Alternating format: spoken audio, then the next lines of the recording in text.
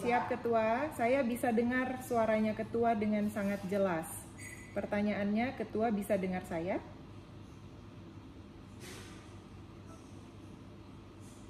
Dapat dengar Ibu Cantik. Oke. Semua langsung, izin Ketua.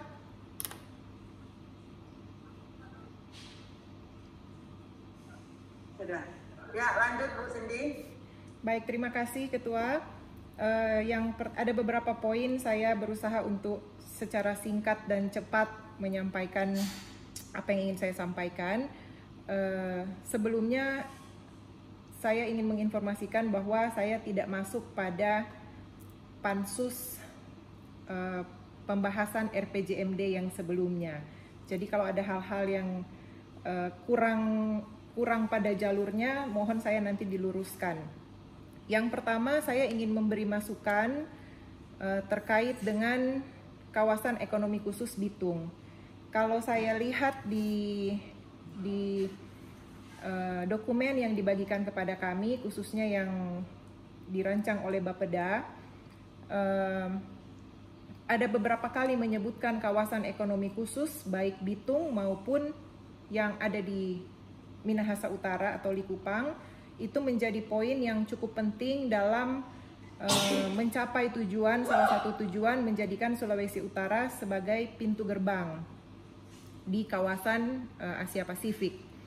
Namun pada penjabarannya saya kurang melihat adanya rencana implementasi yang nyata terhadap KEK Bitung. Salah satunya menyangkut dengan MSH yang BUMD yang dimiliki oleh pemerintah Provinsi Sulawesi Utara. Dalam satu dokumen ini yang tebalnya beratus-ratus halaman, itu menyebutkan MSH cuman 2 kali. Dan tidak nyata implementasinya. Jadi kurang jelas apakah KEK Bitung ini masih diseriusi atau mungkin karena narasinya sudah ada di situ dari RPJMD sebelumnya sehingga masih ada di situ kata KEK Bitung ini sekarang. Jadi saya ingin penjelasan apakah sekarang atau besok atau seperti apa formatnya, serahkan kepada pimpinan untuk kejelasan KEK Bitung ini seperti apa dan berkaitan dengan BUMD Provinsi Sulawesi Utara yaitu MSH. Kedua juga terkait dengan Pelabuhan Bitung. Disebut-sebut lagi beberapa kali muncul dalam dokumen ini bahwa Sulawesi Utara menjadi pintu gerbang di kawasan Asia Pasifik. Salah satu daya tariknya adalah Bitung sudah ditetapkan menjadi International Hub Port dan kemudian ada 2 KEK di mana Sulawesi Utara adalah satu-satunya provinsi di Indonesia yang granted atau diberikan 2 KEK, 2 kawasan ekonomi khusus. Tapi kejelasan terkait dengan Pelabuhan Bitung sebagai International Hub Port ini masih belum jelas. Jadi banyak yang bilang Pelabuhan Bitung sudah merupakan International Hub Port dan di beberapa narasi saya melihat dicantumkan seakan-akan Bitung sudah menjadi International Hub Port. Tapi ada juga di beberapa narasi dalam dokumen yang sama sepertinya mengisyaratkan bahwa ini masih diusahakan. Jadi sebenarnya yang benar ini yang mana? Bitung sudah International Hub Port atau Bitung masih akan diusahakan untuk menjadi International Hub Port? Itu yang saya lihat selama saya membaca masih agak kurang jelas. Nah, yang terakhir terkait dengan peternakan. Peternakan adalah isu yang cukup melekat di hati saya. Karena juga sebagai salah satu pelaku dan saya bergaul dekat dengan asosiasi dan para peternakan. Saya melihat pada misi, ada 5 misi yang disebutkan di dokumen ini. Salah satunya kalau tidak salah ingat misi kedua atau misi ketiga yang bunyinya seperti ini. Misi penguatan ekonomi yang bertumpu pada industri pertanian, perikanan, pariwisata, dan jasa. Saya tahu bahwa pada pansus sebelumnya sudah dilakukan pembahasan-pembahasan dan ini mungkin sudah pernah terangkat atau belum, saya tidak tahu. Tapi yang pasti materi dari RPJMD ini sudah dibawa ke pusat dan sudah direview oleh pusat.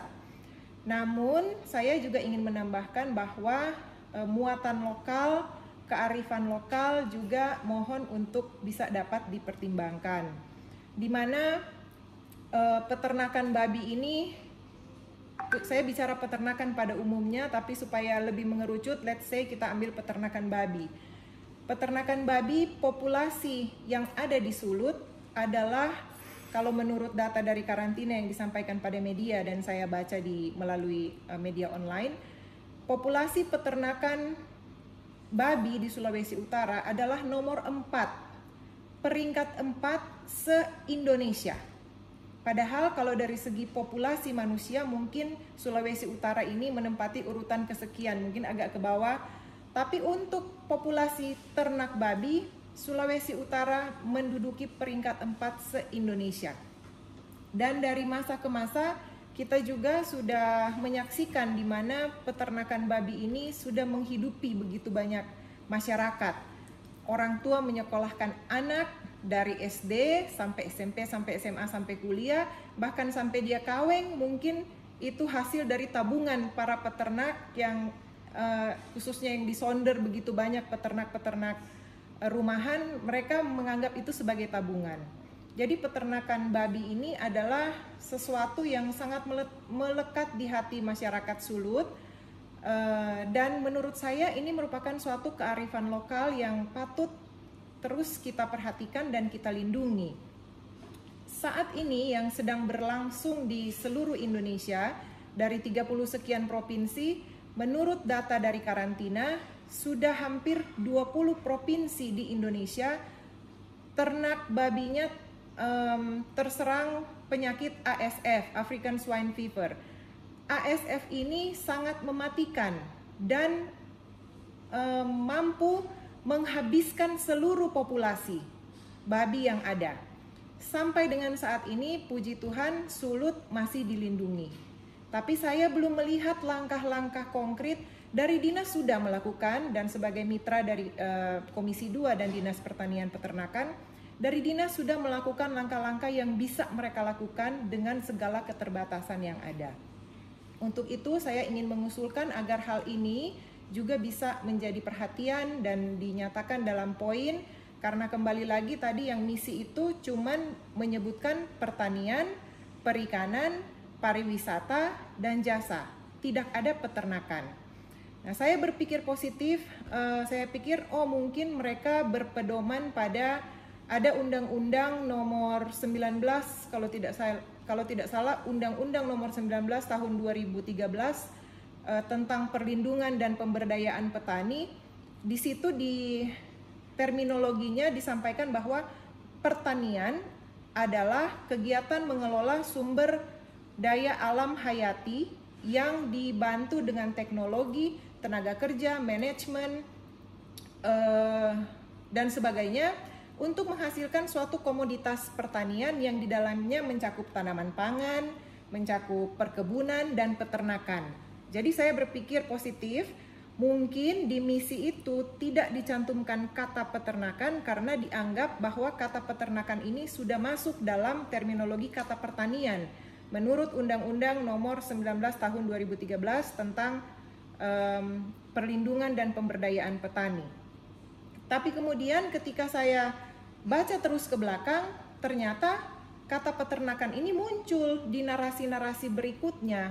Ada, kalau saya stabilo, saya sampai hitung satu persatu, ada 20 kali muncul kata peternakan di narasi yang di buku yang dibagikan. Jadi dari situ saya melihat tidak konsisten. Kalaupun kata peternakan ini dianggap sudah masuk dalam terminologi kata pertanian sesuai dengan Undang-Undang 19 2013, maka berarti kata peternakan dalam narasi selanjutnya juga harus dihapus karena dianggap sudah masuk ke kata pertanian.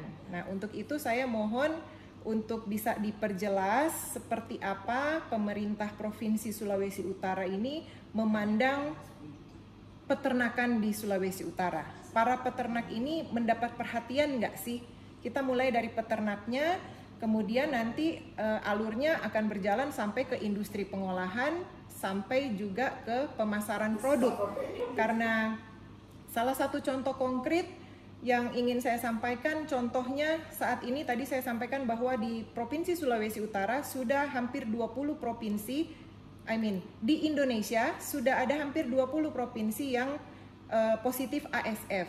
Otomatis lalu lintas daging babi maupun ternak babi hidup dari provinsi-provinsi tersebut harus dibatasi karena virus ini sangat mematikan dan sangat mudah menular dan daya tahan hidup dari virus ini sangat tinggi. Contohnya Provinsi Bali, Bu Ketua, yang sama-sama populasi ternak babinya mungkin bisa dikata bersaing ya dengan Sulawesi Utara. Kalau kita ke Bali, di mana-mana banyak babi, makanan babi maupun ternak. Begitu juga Sulawesi Utara. Tapi saat ini produk dari Bali yang notabene sudah terkena virus ASF bebas masuk ke Sulawesi Utara. Padahal mereka sudah terkontaminasi dan Sulut masih bersih. Produk mereka bisa masuk Sulut. Nah, sebaliknya, Sulawesi Utara yang masih bersih dari ASF, produk Sulawesi Utara tidak boleh masuk ke Bali. Karena pemerintah Bali memasang koridor-koridor yang jelas melindungi peternaknya karena itu dianggap suatu isu yang memang benar-benar berpengaruh pada ekonomi kerakyatan. Itu yang kita belum punya di Sulawesi Utara dan kami juga sudah memasukkan melalui Komisi 2 untuk mengusulkan ada perda yang mengatur itu. Tapi sekali lagi saya ingin bermohon untuk ada perhatian pemerintah terhadap para peternak, terlebih pada saat ini di mana sangat urgent kita harus melindungi para peternak kita dan populasi peternakan kita karena ASF ini sekali lagi sangat mematikan dan itu konsistensi dalam dokumen ini, peternakan ini saya merasa tidak mungkin kalau pemerintah tidak memberi perhatian pada peternakan, khususnya peternakan babi. Tapi mungkin lupa atau tersisip atau tercecer dan sebagainya, maka melalui pesan saya ini kiranya untuk dapat dipertimbangkan dan bisa dimasukkan dalam dokumen RPJMD ini. Terima kasih Ketua. Ya, terima kasih Ibu Cindy. Jadi Pak Kepala Bapeda dan Pak Asisten, Ibu Cindy ada 3 pertanyaan dan juga 1 mungkin masukan ya yang menyangkut peternakan. Di mana yang pertama tentang Kik Bitung, yang kedua tentang Pelabuhan Bitung, dan ketiga tentang peternakan. Di mana misi yang kedua hanya penguatan ekonomi yang bertumpu pada industri pertanian perikanan, tidak ada pada peternakan. Ya, saya kira mungkin Pak Kepala Bapeda telah merekam apa Ibu Cindy sampaikan. Silakan mungkin langsung memberikan penyampaian penjelasan.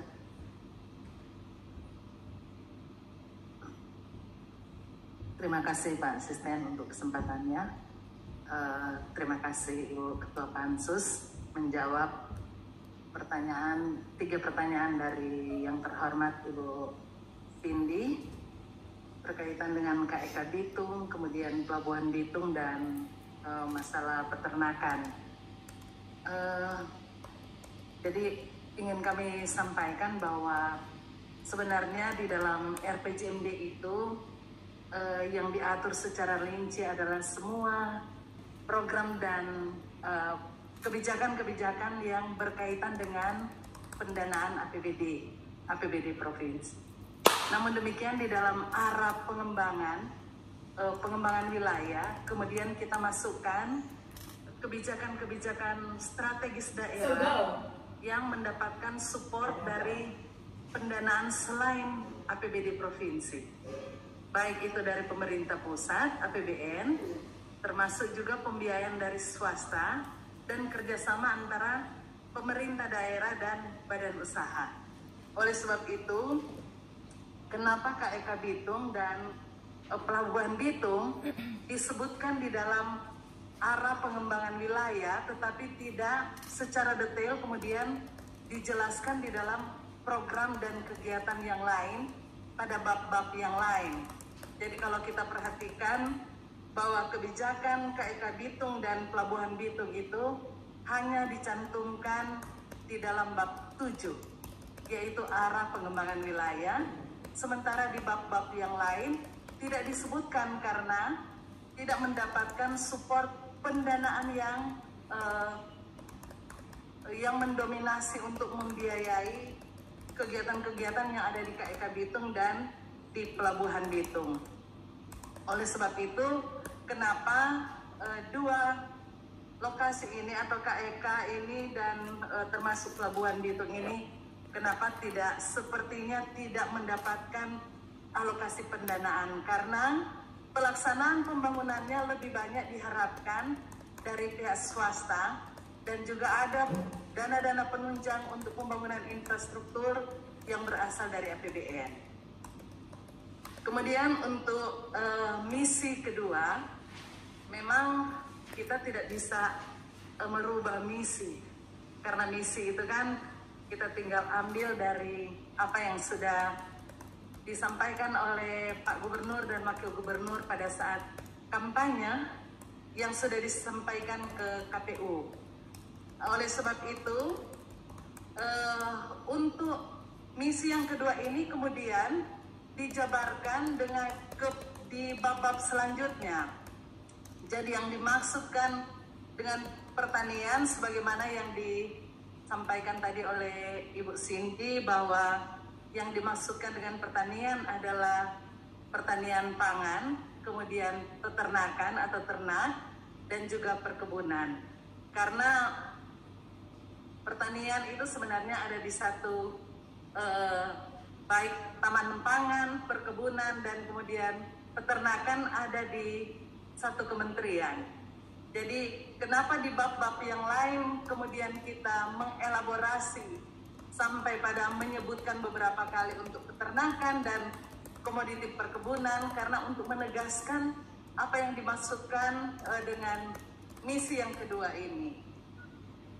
Saya kira itu, Ibu, nanti untuk detailnya bagaimana penanggulangan penyakit ternak yang lebih detail tentunya akan kita rumuskan atau kita detailkan pada RKPD yang akan dilakukan setiap tahun. Demikian, terima kasih. Ya, terima kasih Bu Kepala Bapeda. Ibu Cindy. Bu Ketua. Ya, silakan memberikan tanggapan. Ya, terima kasih. Saya mengerti yang disampaikan oleh Ibu Kepala Bapeda. Pendapat pribadi saya terkait dengan jawaban yang diberikan, pertama untuk KEK dan Pelabuhan Bitung. Agak lucu kita menetapkan suatu goals yang pelaksanaannya kita harapkan dari orang lain. Berarti kontrolnya tidak ada di kita. Sementara yang disuarakan Sulut sebagai pintu gerbang di kawasan Asia Pasifik. Dan sekarang penjelasannya bahwa iya, itu goalsnya kita, tapi dananya kita tidak ada. Jadi kita baru mau minta dari yang lain. Nah, ini menurut saya agak-agak tidak sinkron atau rancu menurut saya. Kedua, terkait dengan peternakan. Peternakan yang tadi sudah saya sampaikan dan juga disampaikan juga oleh Ibu Kepala Bapeda bahwa peternakan ada di dalam pertanian. Tapi dan tidak bisa merubah misi. Oke, misi sudah terlanjur ditetapkan, diberikan kepada KPU, tapi kita juga tidak mau memberi message kepada masyarakat bahwa pemerintahan ODSK tidak peduli pada peternakan sejak kampanye. Itu message yang kita tidak mau, dan saya yakin tidak seperti itu. Jadi bagaimana caranya? Karena kalau tidak masuk ke RPJMD dan nanti dibicarakan di RKPD, ini semua sudah lewat. Inilah saatnya. Mengapa Pak yang terhormat Pak Heri Rotin Sulu tadi berteriak masalah porang, masalah walet, dan sudah masuk, saya lihat ada di bab 6 halaman 3 itu sudah ada salah satu poin di huruf H untuk walet dan porang sudah masuk. Nah, bayangkan walet dan porang aja bisa masuk ke dalam dokumen ini, masa peternakan babi nggak ada? Kan rancu. Kalau misalnya kita bilang porang dan walet, mari jotorang kasih masuk di sini. Berarti itu menyatakan itu penting dan saya mendukung penuh juga itu. Dan peternakan babi yang bersentuhan dengan begitu banyak masyarakat, mulai dari, kalau peternakan babi kan dari PNS beternak, dari sopir beternak, wira swasta beternak, mungkin juga di kalangan anggota dewan banyak beternak. Torang Pepak Gub sendiri adalah peternak, itu saya ketahui. Dan itu adalah hal yang sangat baik. Mengapa peternakan babi tidak bisa masuk ke dalam dokumen ini dan nanti disampaikan tadi nanti Jo di RKPD. Nah, nanti ini yang bahaya, karena kalau tidak masuk ke RPJMD, bagaimana mungkin dia nanti terjabar dalam program-program yang lain.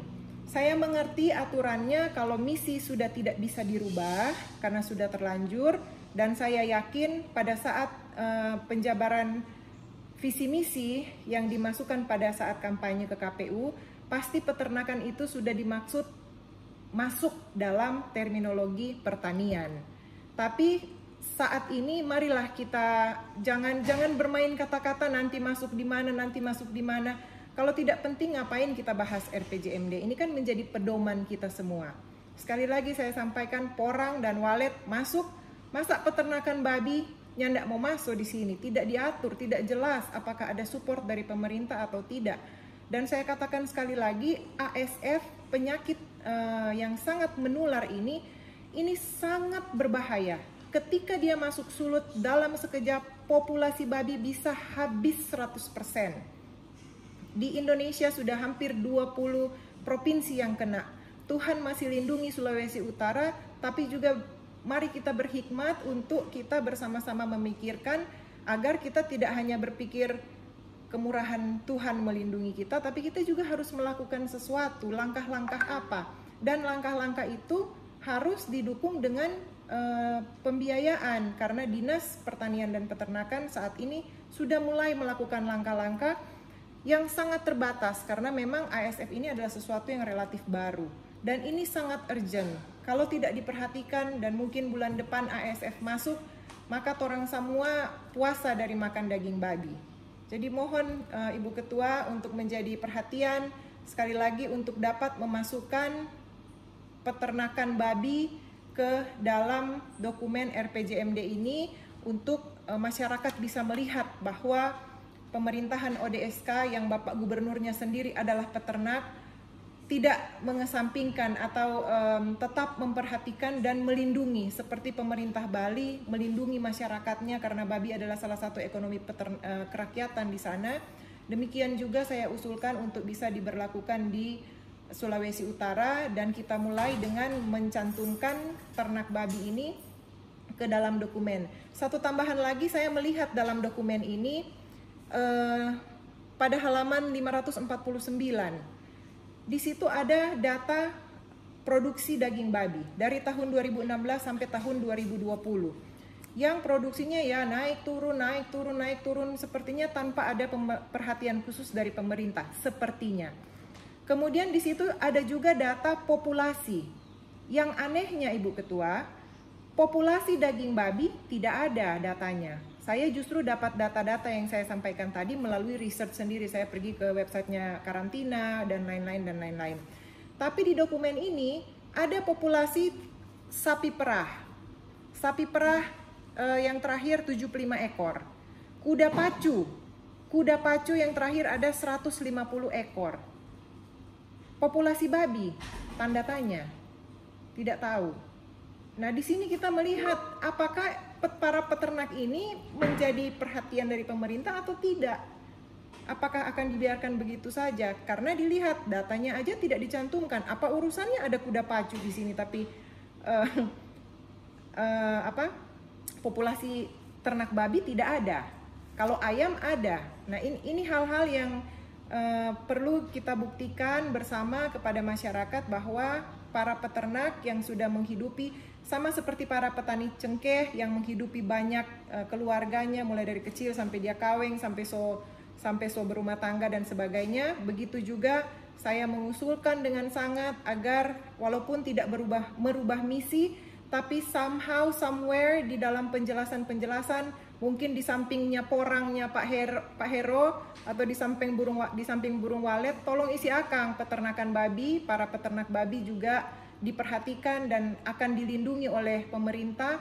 Karena sekarang kita sudah melihat ketimpangan. Pemerintah Bali begitu melindungi masyarakatnya di sektor peternakan babi, sementara Sulawesi Utara masih kacau balau karena mungkin tidak ada acuan untuk melakukan hal itu. Terima kasih Bu Ketua. Ya, terima kasih Bu Cindy yang sudah menyampaikan tanggapan balik kepada pihak eksekutif. Jadi saya kira mungkin tidak perlu lagi diberikan tanggapan oleh Ibu Kepala Bapeda, ya, karena ini masukan. Karena sekali lagi visi misi ini sudah mengacu pada visi misi Gubernur Sulawesi Utara dan Wakil Gubernur, dan juga itu sudah disepakati dengan KPU waktu yang lalu, ya. Tapi mungkin kami melihat di sini ada program pembangunan daerah. Jadi untuk misi yang kedua di halaman 34, misi yang kedua ada 58 program. Di dalamnya adalah dari perangkat daerah, dinas pertanian dan peternakan daerah. Ya. Kami berharap mungkin di situ masuknya, dan juga masukan juga untuk Kepala Bapeda dan juga eksekutif bahwa usul dari Ibu Cindy juga mungkin dia masuk pada rencana kerja perangkat daerah tentang perencanaan pembangunan untuk 1 tahun, 1 periode selanjutnya, 1 tahun periode selanjutnya dari usul untuk peternakan. Dan untuk tadi sampai oleh Ibu Kepala Bapeda bahwa untuk virus ASF itu nanti menjadi perhatian untuk dimasukkan dalam RKPD. Itu ya. Virus ASF. Jadi bukan cuma virus corona Pak manusia, Pak Boke juga ada virus ASF. Begitu toh? Ya. Sudah. Ini belum. Kita tidak kena virus ASF ya, yang ada di Bali. Itu Ibu Cindy. Bali dan kira-kira 20 provinsi lainnya, Ketua, hampir 20 provinsi lainnya. Sulut sampai sekarang masih bersih. Masih bersih, ya. Ya. Tapi harus dilindungi karena penularannya Harus sangat cepat. Antisipasi. Iya, Ya. karena kalau corona, Ketua, corona kepada manusia, angka kematian tidak 100%, puji Tuhan. Bapak Amir kena corona masih tetap gagah dia. Mar kalau ASF kena babi pasti mati 100%. Ini Pak Amir mau Bapak boleh 2% dia Ya, maka itu pernah dibahas, kan Bu Cindy Komisi 2, maka penting dengan balai karantina itu Ketua. Yes. Supaya virus bagaimana tentang masuknya juga daging babi, dan iya memang belum ada di Sulawesi Utara. Karena balai karantina juga ketat untuk hal itu. Kami Komisi 2 juga sudah pernah bicarakan dengan balai karantina tentang hal ini. Baik. Jadi saya kira mungkin nanti juga catatan dari Pansus dalam laporan Pansus ya Ibu Cindy. Iya, Ketua. Besok ada finalisasi dari Pansus dan fraksi-fraksi untuk membuat pendapat akhir, dan nanti akan dituangkan juga dalam laporan Pansus. Saya kira mungkin cukup ya Ibu Cindy. Siap, Ya. Ketua. Ya, saya kira mungkin pembahasan kita. Pak Amir, sudah? Nah, kita cuma Ya. mau Karena kalau ini hujan ini cepat sekali COVID-nya masuk. Kalau dia panas, cepat sekali.